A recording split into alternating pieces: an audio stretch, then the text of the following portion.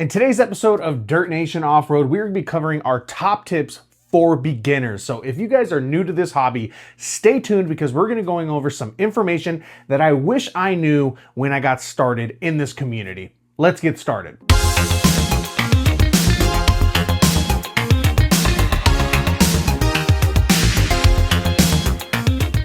Hey, what's up guys? Welcome back to another episode of Back to Basics, where we take a practical and realistic look at all things off-road. Now in today's video, we're gonna keep it simple. We are covering the top tips for beginner off-roaders. Now, much like any hobby, there is a lot that goes into off-roading. From the vehicle you get to how you use it, the equipment you buy, the places that you go, and the trails that you run. It is overwhelming the amount of information out there, and I am hoping to give you guys a little bit of a consolidated list of things to look out for and things to keep in mind when you get started. For today, I want to focus on some tips for you beginners out there, or even experts looking for a little something extra. In the last 8 years or so, I've learned a lot of hard lessons on and off the trail. And with those lessons, I think I can give you guys a few pointers before you start making the same mistakes. These are all the things that I wish I knew beforehand, and I wish I had thought about beforehand, or I just wish I had a video like this. And maybe there was videos out there, but regardless, I wish I knew this information beforehand. It would have helped save me headaches, time, money, energy, and you know, hey, part of the fun is the lessons that you learn along the way, and we talk about that a lot here on Dirt Nation Off-Road. With all that, let's jump right into it. Number one is gonna be research, and hey, you guessed it, more research. If I've learned anything in this hobby, it's that doing proper research will save you time and headaches and a lot of money. And I mean research everything. From the vehicles that you buy, whether it's a good model or a model that you want to get, or that, you know, it does the things that you want to do, and if there's good aftermarket support, yada, yada, yada, you know, looking up the reliability of vehicles, right? There's a lot of research that just goes into that one single thing. What kind of vehicle do you want to buy, and is this a good one for me? Researching trails and the areas that are close to you. You know, there's a lot of cool hidden trails out there, and there is some good information on trails. Some stuff you got to go out there and find yourself, and that's all totally fine, or you got to go out with a group and they'll show you some, you know, some pointers and cool spots. But there is a ton of great information. You got Onyx Off-Road, you got other trail apps, there's forums, you know, you can look at people's Instagrams. There's a lot of great ways to find information. You can do the research on trails, and it is a great way to get started. In addition, you can research the current conditions of trails, or whether or not they're even open, because a lot of times you might go out to a trail and the damn thing isn't even open because of the weather. Uh-oh. Now, I've always been a wing it guy myself, and when first starting out, I didn't do enough research, and that came to bite me in a lot of ways. It made for a lot of great content and a lot of good videos for Dirt Nation Off-Road. Hell, those videos are still on this channel, right? But a lack of research put me in a lot of trouble, right? Breakdowns of vehicles that maybe shouldn't have been on certain trails, you know, getting into trails that maybe were a little bit more sketchy than I would have liked, or a little bit, you know, more than I anticipated for our level of difficulty or our level of experience, you know, running a certain trail. That's all part of research. Another great example of how a lack of research bit me in the butt was the vehicle that I bought, the main rock crawler, the flagship vehicle of this channel, my 1988 Toyota pickup Winchers. I bought this thing on a complete whim. I saw it on Craigslist, I fell in love with it, and I spent $3 grand on it. Then come to find out, it is probably the worst Toyota pickup that you can buy. First of all, it has the famous or infamous 3VZE, the 3-point blow, the 3-point slow, the notorious head gasket blower. Yes, my truck had that one. It was an automatic transmission, which means it had the weakest transmission, although hey, it's pretty solid, it lasted for a while. But that transmission requires you to use the chain-driven transfer case, which is the worst transfer case for that vehicle. So in the end, I have to swap the engine, the transmission, and the transfer case. I could have skipped a lot of headaches. Even if I would have got a manual transmission, it would have been easier. If I would have got a 4-cylinder, you know, the 22RE, I would have already had the transmission and the transfer case that I want to build this vehicle. Now I have those inside the truck, but I had to purchase those and swap those in. In the end, it is a great truck, and I appreciate all the things that it's done for me, and all the cool trips and all the cool lessons and yada, yada, yada. But if I would have done a lot more research, I probably could have saved myself a lot of, hey, common theme here, time, money, and energy, and build something that was a little bit more prepared for what I was trying to do with it. Anyways, my point is, do a little extra research and it'll go a long way towards making this hobby more enjoyable. All right, tip number 2, make sure this is something you're actually gonna enjoy. And that is important. Let me tell you why. Off-roading is one of those hobbies that's not for everybody. I've seen a lot of people dive headfirst into this and discover that this isn't something that they're gonna enjoy in the long run. In order to have a good time on the trails, you have to accept a few things as just truth, and it is gonna happen. First of all, your vehicle is gonna get dirty. And with getting dirty, it's gonna get scratched, right?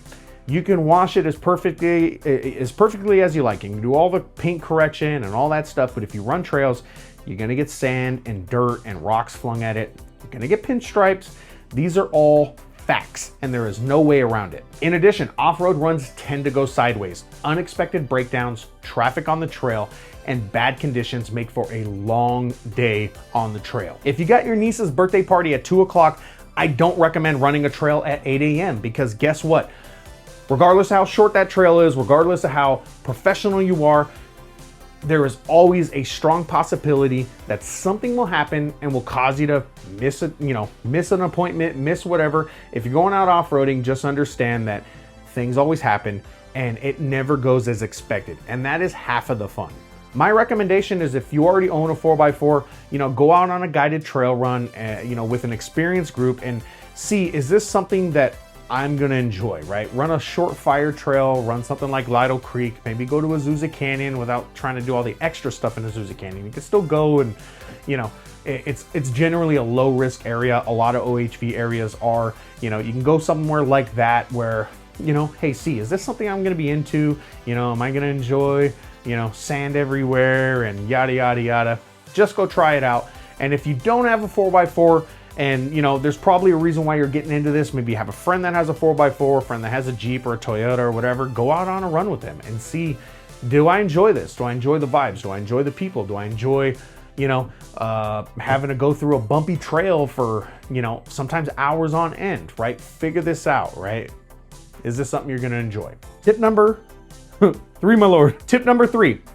Buy a vehicle that is suitable for you. This continues with my research point in number 1, but it adds an emphasis on the vehicle you get for off-roading because that really is the foundation of the hobby, right? If you get something that's good for you or good for your situation or what kind of trails you want to run, it all goes uphill from here, right? If you don't get this right, everything else is kind of going to fall apart. There's a lot of options and things to think about when picking a vehicle for off-roading. What kind of off-roading are you into? Whether it's rock crawling, overlanding, mudding, or sticking to fire trails. The vehicle you choose will dictate what kind of trails you can run. For example, if you own a dedicated rock crawler, you probably won't be taking on, long 2-week, 3-week extended overland trips across the state and country and wherever else, right? On the flip side, if you have an overland vehicle that's set up for those types of things, you're probably not going to be going mudding with it because that thing's going to be so heavy, it's just going to sink you in the mud and you're going to get stuck. These are exceptions, but not the rule, obviously. It's just something to keep in mind, right? All you overlanders out there and be like, I go mudding all the time and I'm good. And you rock crawler guys, I get it. Maybe you can go do some camping. Hey, sometimes I do in my rock crawler, right? It's not the exception or it's not the rule. It's just, it's a generality, right? I'm speaking in vehicle stereotypes here. Also, you need to consider your budget and lifestyle. If you have limited space for vehicles, it's probably not the best idea to pick up a dedicated off-road vehicle because once again, if you don't have the space for it, right? Because if you have a dedicated off-road vehicle, chances are, right, if it's not a super dailyable vehicle, something that's super reliable, you're gonna have to get a trailer or a way to tow it or some way to reliably get it to and from the trails, right? Because now you get one vehicle, now you have 2 vehicles, right? If you're not set up for it, it's not a good plan. Or if you have a family, don't buy something that can't fit your family and all of your family's stuff, right? If you're somebody that's, hey, I want to go on a fire trail with my family, don't buy a 2-door pickup because now you can't bring, the wife, the kids, the dog, the cat, and whoever, the schwager, I don't know, like whoever you're going to pick, right? You just have to think about it. You got to do that research and that'll help lead you in the right direction of what kind of vehicle you want to buy, right? There's a lot that goes into it. In the end, like I said, if you do the necessary research, it will point you in the right direction. All right, tip number 4. 4, don't break the budget with the upgrades that you make for your vehicle. This is one of those things I see a lot of new off-roaders fall for, and to be honest, I kind of did the same thing. When you buy your rig and start using it, it's normal to get excited and start to think about upgrades you want to make. The trap you can fall into is getting carried away with upgrades to where you kind of have to continue making upgrades until the build is quote-unquote complete. For example, you buy a stockish 95 Jeep Cherokee XJ. You use it on the trails, and then you see another XJ with 35-inch tires and nice flexi suspension, and you decide you want to do the same. You lift the Jeep, add some 35s, you take it out and wheel it some more, and now it death wobbles on the street because the 30-year-old steering can't hold up the bigger tires. No biggie. You go ahead and replace the steering, you replace the track bar, you throw a stabilizer at it, right? You spend, you know, a couple $1,000 to reinforce that front end. Now, next time you go out, you go and do a little bit of wheeling, you try a harder trail, right? Because you got bigger tires, you got beefy steering, you got flexi suspension, and now, oh no, the steering box came off the frame. I mean, XJs don't even have a frame. They came off the unibody. Why? Because once you go bigger tires and beefy everything else, now it gets moved over to the steering box, and the steering box comes off the frame and you can't even use the dang thing. Gotta get the reinforcement. Oh shucks. What's after that? Everything else. I could keep going with this, but this is just a general thing for off-road vehicles, right? Once you jump in the hole and you start digging, you have to keep digging until you find gold, and that's just how it is. A project generally is never done, and that's just something you got to keep in mind. In the end, for you beginners out there, just avoid making your vehicle turn into a money pit. In a lot of cases, your vehicle is going to be way more capable than you are, right? Learn your vehicle, use your vehicle, learn its features, learn to drive, and then you kind of earn your upgrades, right? And it'll teach you to be a better driver and a more capable driver, to where when you finally get that vehicle that's more capable, you can do even better than expected. Get your seat time in and learn your limitations, and when those upgrades happen, it's just going to be so much better for you. Tip number 5, and this will be our last one: be strategic with the gear that you buy. This continues with the theme of number 4, except it, you know, obviously highlights gear rather than the vehicle itself. It's just not about going overboard when it comes to off-road equipment, and that's, you know, that's everything. That's your recovery gear, that's your air down stuff, that's all this other things, right?